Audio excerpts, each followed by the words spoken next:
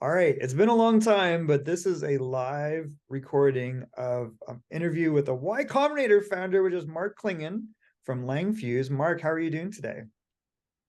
I'm doing well. Thanks for the invite, Michael. No problem. We saw, we've been profiling Y Combinator founders for a while, and we've kind of moved away from in-person episodes, but I thought this would be a great one to do personally, and we'll do a few more at the beginning of the year. So thank you for joining me. I really appreciate it. For people that don't know, what is Langfuse and what are you guys building? Yeah, Langfuse is open source analytics for everyone building applications with large language models. So while lots of things are happening on the model level with OpenAI and also open source models like pushing very hard on the models, there are like so many applications that are currently being built with LLMs, and it's increasingly complex. So people use Langfuse to get like detailed visibility in this, and it kind of helps them throughout the life cycle of building applications. So why is it important to have analytics? I'm just curious. So you're talking about, I'm using, like, for example, I'm using GPT as a large language model. What sort of data are you providing them, and how does that help me? Yeah, well, once you move like beyond just like using the LLM and directly surfacing it to your users. So whenever users are not directly chatting with the LLM, but chatting with your application, or you use it under the hood to, for example, as we just discussed, like generate emails, for example, like there are lots of things happening step by step in the background. And like one, you want to understand like whether it works or not and which use cases work. So you need detailed analytics on quality of outputs. Then most people want to control for cost and latency. As compared to traditional software, these applications are rather slow and rather expensive, so they better work. And then finally, if things are not working and you get like bad quality scores, you want to understand which step actually broke, like why the output isn't good. Got it. So, we were talking before about how we've been building ops.ai and Valet. So in that scenario, what you're saying is, once I have a user-based application, are you gauging whether the user is, what they're querying and whether they're getting what they want? Is that part of it?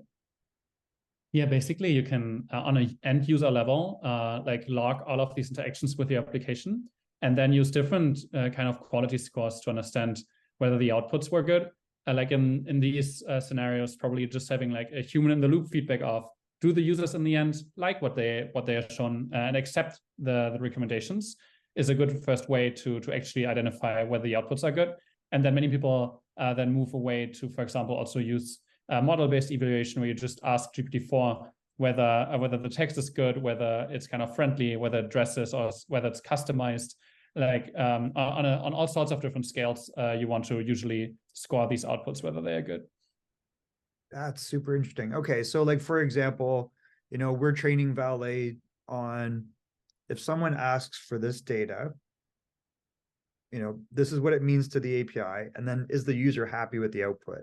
And that's kind of the feedback you're giving. Is that real time back into the application, or is it more to the developers?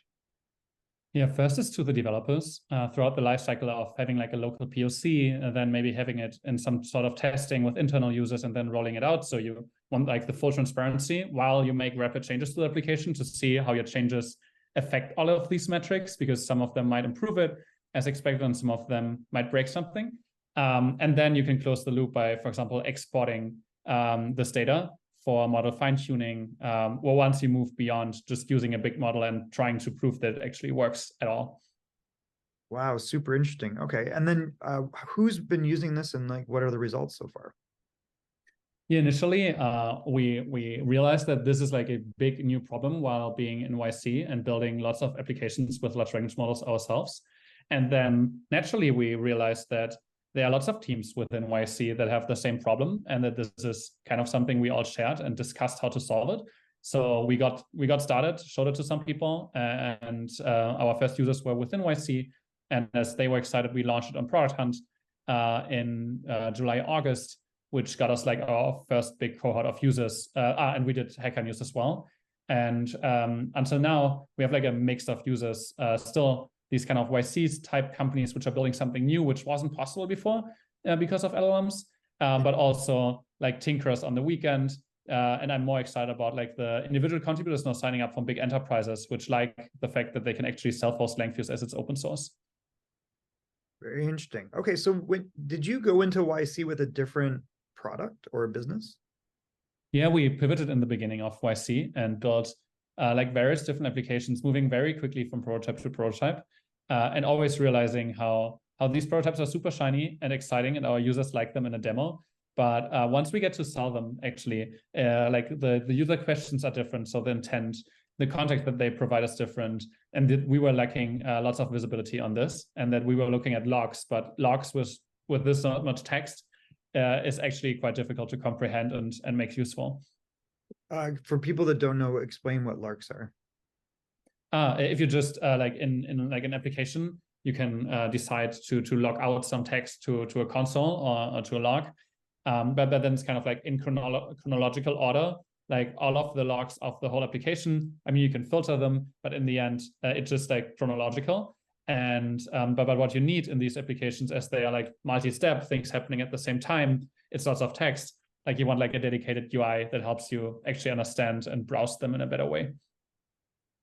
Got it. Makes sense. Okay, so there's a lot of we're experiencing a sea change, right? Obviously, and I think entrepreneurs are like trying to figure out how to take advantage of this. Other people are scared for their jobs.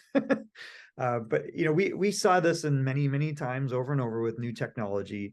So the last, let's call it 12 years, was around software as a service in the browser and then mobile, right? So we had these new platforms. What advice would you have for founders around, I guess in general, what we are seeing is artificial intelligence and kind of like the openness of this and the ability to build into LLMs? Yeah. Generally, like if you have an existing business, there are often like manual steps involved where you feel like you would need to build up like an ops team or customer facing team, where you can now, for like less often ROI tasks or like for smaller customers, now automate big parts of it or just be faster in your, for example, customer service, which is interesting. And others were like operations driven companies in the past and now can turn into full on software businesses, which is very exciting. So wherever there's like a big manual component, this is like a very interesting technology to explore. That is very good advice. Are you seeing that all developers are able to adapt to this? Like, do developers generally get this, or is there going to be kind of like haves and have-nots? Yeah, interesting. Like the skill set required is somehow between a traditional data scientist and like a developer, because it's very much like application level, but also like you need to experiment a lot to test through different kinds of setups, prototypes, to see what's working. And it's not like that you have a user problem, you use a whiteboard, you design a solution, you ship it, and then you just observe that's not breaking. But you need to iterate a lot on these products, which is something that many developers aren't used to that much. So that's like something many people need to train, and that's new. But we see the most successful teams just be like a mix of data scientists and developers to cope for this. That makes sense. Okay. All right. So what are you excited about that you've seen? You've been through the most recent YC cohorts. They feel very different. Are there one or two companies that we should be keeping an eye on? Like within YC? Aside from yourself. It doesn't have to be YC actually, but yeah, I think like in this space, there are like lots of interesting things. I like, for example, the ones that innovate on more like UI outputs or like graphical outputs. So for example, Magic Patterns is quite interesting. They generate like front-end components, or Shortbread generating like comics. I probably find them exciting because I understand them the least, because all of our users are more text-based right now. But many of them are looking into moving multimodal. So this is something we are closely following right now. And is Shortbread, is that the name of the? It's the name of the company. They were called Kuru before. Oh, interesting. Oh, okay, I'll have to get that from you because that's kind of interesting. So it's generating anime? Yeah. What? Okay, I want to see that. It's very cool. It's very cool because next to the operations problems, which are like high ROI for businesses, apparently like coming up with a good story and like how to design like a comic is actually difficult. So like what can like LLMs help you with is basically go from like a very short description to a very detailed description, which can then be used in image generation models to produce beautiful images. But if you just put like Michael and Mark talking on a Zoom call, if you just put this into like an image model, it's a bit boring. But if you kind of provide more context about the beautiful offices we are sitting in, or how good we are looking, then it's way easier to provide like a very nicely generated image. So these companies innovate a lot on like how to chain different LLMs to then generate nice inputs to these image models. Okay, super interesting. I got to get that URL and we'll have to put that in the show notes as well. Sure. All right, well, I appreciate your time today. So I want to make sure that I wrap with a couple quick questions because I know that we're on tight time frames, everybody. What was the role of partnerships or community in your success so far? Yeah, I think there were like a couple of communities involved in where we are right now. Like initially it was a very small community from Munich, Germany, where my co-founder and me met during our graduate studies, where it's like maybe max 1,000 people community, which is very like deeply involved, which is super useful, called CTM. And then YC was like a big contributor to where we are right now, just because of the many teams building with LMs at the same time and like the energy. And yeah, many people are very smart and many very energetic there. So that was super helpful. Probably like the biggest thing we got out of YC. Is the community part. That makes sense. Yeah. And we hear that consistently, and I've written a little bit about that. So that's why we fought, and in part we try to, profile YC founders. A, there's cool stuff coming out of it. But B, it's a great example of the value of cooperation and scaling through partnerships and communities. So that's amazing to hear. All right. Well, yeah, I think maybe quick add, what I learned during YC is like, it's great to be like the first customer of these teams, because usually you're getting like way more than the scrappy product everyone's building as like an MVP, because actually it's the founders backing these products and they are on like Slack or Discord and help you. So in these networks, like being first customer is actually something that's very great. And we've been like first customers for many YC companies as well. So this is something that's I think very embraced by the network, which is very helpful. Because that's the hardest thing, is usually to find your first customers and have them tolerant of maybe an imperfect product. Yep. So, and getting good feedback from other people that understand that process is really helpful. So that's amazing to hear, and something to emulate, even if you're not in YC. Like, that's why I wrote the book Formula Unpack, in part to say, this is what I believe in.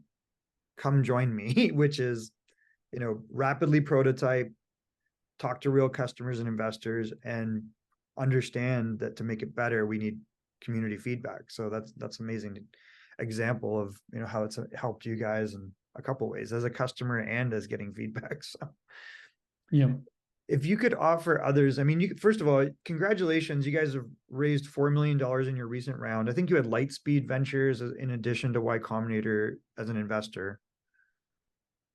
Yep. Raising from Lightspeed and La Familia, a European fund. La Familia. Okay, got it. Amazing. So congratulations on that. If you could offer only one piece of advice to other founders, maybe who are raising or maybe who are developing, but if you could only offer them one piece, what would that advice be? I think we followed the YC advice very closely of having our story lined out and then trying to kind of compress conversations into a tight time frame, to not spend like most of our time on fundraising, but try to be like very focused on it, but then also to focus on customers and product, because actually like moving fast on customers and product is something that excites investors as well. That makes total sense. So get traction on product and customers makes total sense. And then the investors will come. That's the hope. I think that, because that's actually really, underrated advice, because I think a lot of people who are on the outside are confused. Like, well, I hear people doing it on the back of a napkin. If I build a product, am I at a disadvantage? If I go get customers, I'm at a disadvantage. And what you're saying is, no, they want to see, like, we want to focus on the customer and product. Yeah, especially in a market that's moving so quickly, like us moving quickly is important. Absolutely, moving quickly. All right. Thank you so much for your time today, Mark. I'm just going to wrap with one final thing. Is usually, as you know, if you've watched any of the prior interviews that we have, most of our guests are nominated by another guest. So I'm wondering who you, Marc, would like to nominate as a future guest of the Wolfcast. I see like one team building interesting things in Europe. Like they're called LangDoc. Just because it's interesting, it's kind of like they're building like a ChatGPT for European like corporates. Oh. And like seeing like learning from them how corporates adopt this technology is maybe something that's like a cool addition to the podcast. And sorry, what was the name of the company? LangDoc. I can send you a link. Yeah, perfect. And do you know the founder? Yeah. Amazing. What's the name of the founder? It's Leonard Schmidt is one of the founders. Awesome. Okay. Leonard, you've been nominated by Marc to be a future guest of the Founders Pack Wolfcast. Marc, thank you so much for your time today. We look forward to following your journey. Thanks, Michael, for the invite. Anytime.